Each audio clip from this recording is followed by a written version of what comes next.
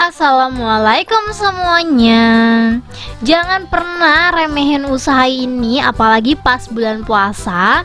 Nih aku bocorin, ternyata untungnya gede banget loh. Dengan modal cuma 50 ribuan aja, jadi 17 cup. Satu cup bisa dijual 5-7 ribu. Bayangkan kalau satu hari kamu bisa jual hingga 100-200 piece.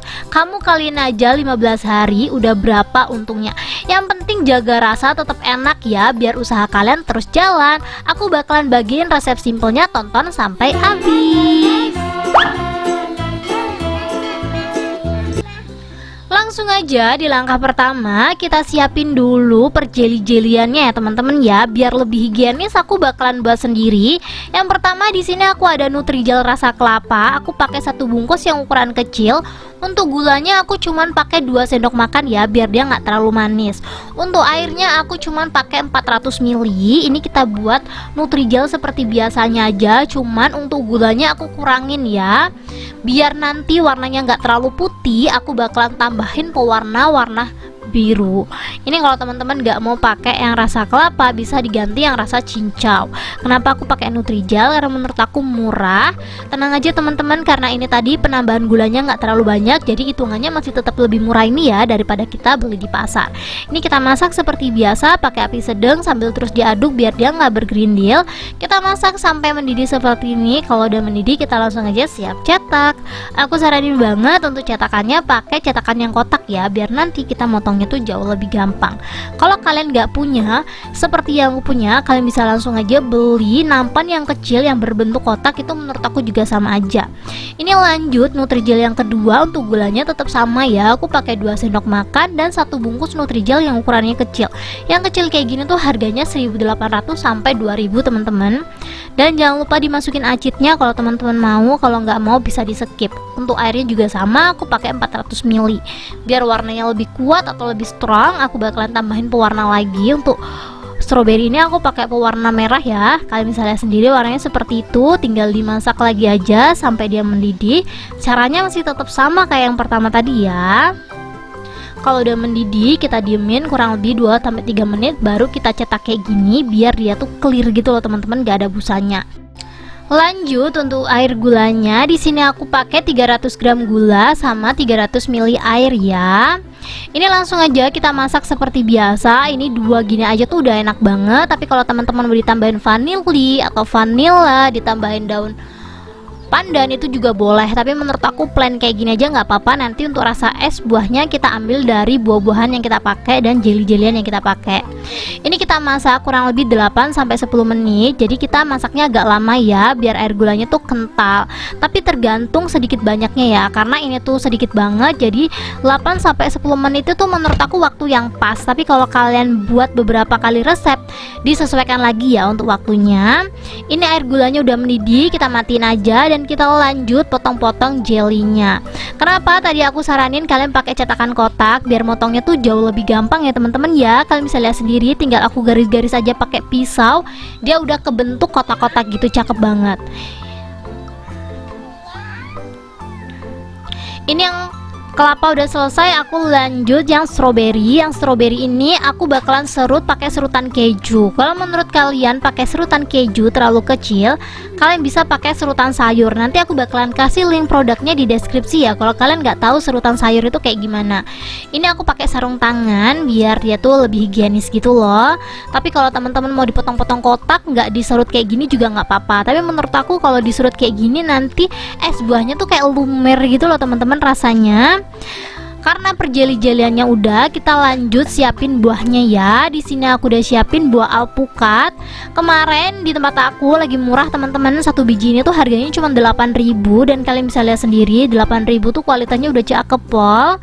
Karena buah alpukat itu gampang teroksidasi. Jadi kalau kalian nyiapin alpukatnya tuh harus mepet-mepet kalau ada yang beli gitu loh. Jadi kalau ada yang beli baru kita potong-potong. Kecuali kalau ada pesanan banyak ya teman-teman ya, dipotong dulu kayak gini juga nggak apa-apa. Cuman karena di sini tuh aku pengen buat langsung 17 cup gitu kan, ini aku potong-potong semuanya ya. Kalau kalian jualan tunggu pembeli dulu baru dipotong biar dia tuh nggak item-item teman-teman.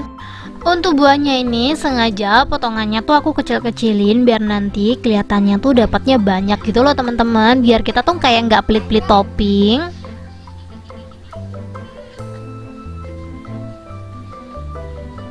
Ini aku masukin ke dalam toples supaya kayak abang-abang jualan gitu kan, buahnya taruh-taruh toples gitu ya. Tapi aku nggak saranin sih kalau alpukat ini dimasukin ke dalam toples, takutnya dia cepet hitam dan yang beli bakalan geli kalau lihat si alpukat hitam. Untuk tambahan buahnya di sini aku ada melon setengah buah.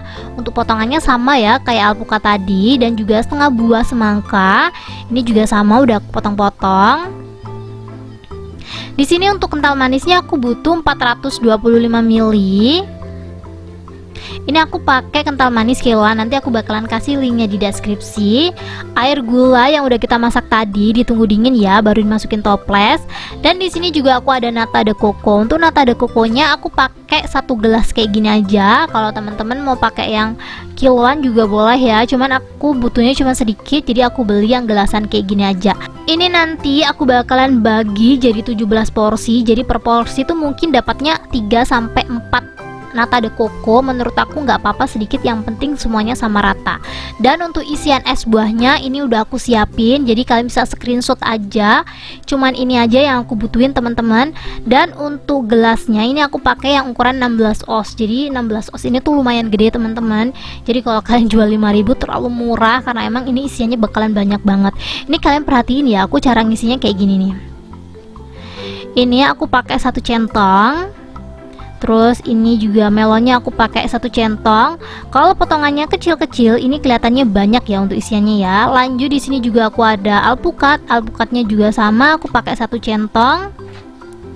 Kalau alpukat lagi mahal pakainya setengah centong aja nggak apa-apa teman-teman. Tuh kayak gini. Kalau teman-teman mau pakai nangka nanti jadinya es teler. Jadi boleh dipakai, boleh enggak. Kalau kalian jualan pas puasa, aku saranin kalian racik kayak gini dulu ya teman-teman ya. Jadi semua topping kita taruh dulu di gelas kayak gini. Jadi untuk gula, susu itu tuh kita kasih pas udah ada pelanggan. Jadi ini untuk jelly serutnya tadi agak menggumpal, digoyang-goyang aja nanti dia bakalan encer sendiri. Kita pakai 1 centong sama ya. Dan jelly yang kotak-kotak ini juga sama, kita pakai 1 centong. Pokoknya semua topping ini rata aku pakai 1 centong. Jadi nggak heran ya, ini nanti full isiannya nggak pelit-pelit. Cuman ini nata de coconya aja aku pakainya 4 buah kayak gini biar nanti bisa jadi 17 porsi. Tapi menurut aku lebih baik dikasih 4 piece sih daripada keskip gitu loh. Ini kalian bisa lihat sendiri isiannya kayak gitu. Kalau teman-teman suka cincau boleh ditambahin cincau. Untuk es buah kali ini aku nggak pakai selasi ya teman-teman ya, aku kurang suka selasi teman-teman. Jadi kalau teman-teman pakai selasi boleh di skip juga nggak apa-apa. Ini kalian perhatiin sendiri ya isiannya ya, aku ngasihnya semuanya 1 centong. Untuk ukuran 16 oz ini menurut aku udah jumbo banget ya, apalagi isiannya tuh udah setengah gelas kayak gini. Jadi bayangin aja ini nanti tuh bener-bener full topping. Untuk es batunya kita potongannya kecil-kecil ya, terus kita kasih full teman-teman, kalian bisa lihat sendiri. Jadi sisanya tuh full es batu. Setelah itu kita kasih 1 centong air gula sama 1 centong kental manis. Jadi per porsi kental manisnya tuh sekitaran 1 saset teman-teman. Jangan dikurangin untuk takaran air gula sama kental manisnya ini, karena menurut aku es buah itu enaknya tuh kuncinya di kental manis teman-teman. Jadi kalau teman-teman jualan es buah, aku saranin kental manisnya yang kuat biar rasanya enak. Untuk kental manisnya kalau teman-teman pengen rasanya konsisten, kalian pakai 1 merek ya teman-teman ya, biar rasanya tuh tetap sama. Untuk air gulanya sih menurut aku air gula sama aja ya. Jadi kalau teman-teman jualan aku saranin murah boleh, tapi jaga kualitas. Biar kualitasnya bagus, kita nggak boleh pelit kental manis itu menurut aku ya. Kalau menurut kalian gimana? Kalau kalian punya pendapat, kalian bisa langsung aja komen-komen. Jangan lupa untuk sharing-sharing kalau kalian udah jualan ini ya teman-teman ya. Ini kalau udah kita kasih topping semuanya, kita langsung aja ngisi es batunya tuh yang full, bener-bener full ya teman-teman ya. Jangan sampai ada rongga, biar nanti kalau dia udah cair tuh dia tetap full, nggak separuh. Biasanya kalau kita beli es buah, kalau udah nyampe rumah tinggal separuh, karena emang kita ngasih es batunya kurang. Ini karena dia tuh terlalu manis menurut aku teman-teman. Kalau kalian jualan ini, aku saranin banget kalau udah nyampe rumah ditambahin es batu lagi, bisa di sharing karena emang ini 16 oz banyak banget. Ini kalian bisa lihat sendiri, aku langsung racik banyak-banyak di sini. Dan es batunya juga nggak pelit-pelit ya teman-teman ya. Setelah aku kasih kental manis sama air gula, hasilnya kurang lebih seperti ini. Emang sengaja aku buat es buahnya tuh yang manis kayak gini, karena apa? Ya itu tadi yang aku sebutin di awal, enaknya es buah itu di kental manisnya teman-teman. Kalau es buahnya amber itu menurut aku kurang menarik ya, walaupun si toppingnya banyak. Jadi ini tuh udah paket lengkap gitu loh. Harga bisa dijual 5.000, toppingnya banyak, rasanya manis, kental manis, susunya tuh berasa banget.